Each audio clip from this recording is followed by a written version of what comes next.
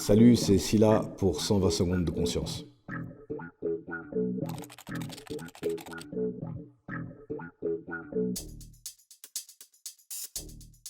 On peut dire que c'est la dimension qui se distingue de la dimension profane, mais qui malgré tout est un peu partout dans ce monde, disons, éphémère, et qu'il faut savoir le voir. On peut voir le visage du sacré et de l'éternel partout, c'est un peu la toile de fond sur laquelle tous les événements surviennent et naissent et meurent, quoi. Moi, c'est pas quelque chose que je prends pour argent comptant, mais c'est quelque chose qui m'a toujours interpellé, parce que je me suis toujours demandé pourquoi certains ont un attrait et un goût pour prononcer pour une chose, comme, je sais pas, les étoiles, d'autres pas du tout. J'ai l'impression que c'est comme si c'était des acquis antérieurs. Donc moi, c'est un peu là-dessus que je me suis intéressé à ce principe de réincarnation.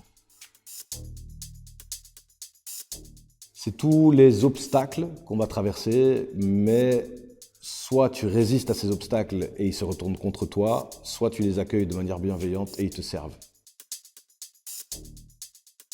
Au sein d'une même vie, tu as plusieurs morts, plusieurs petites morts, et tu vas toujours renaître d'une manière ou d'une autre, pour autant que tu sois apte à le faire. C'est toujours une aptitude, ça. Et donc, tu peux avoir beaucoup de renaissances, et c'est toujours des très beaux moments dans la vie sur lesquels il faut savoir rebondir.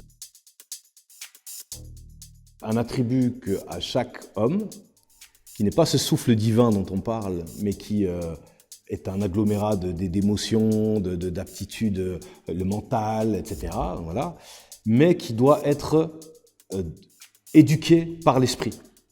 L'esprit qui se situe au-dessus de cette âme. Et donc, à partir du moment où je sais que je dois éduquer mon âme, là, je peux commencer à me poser qui éduque cette âme, en fait.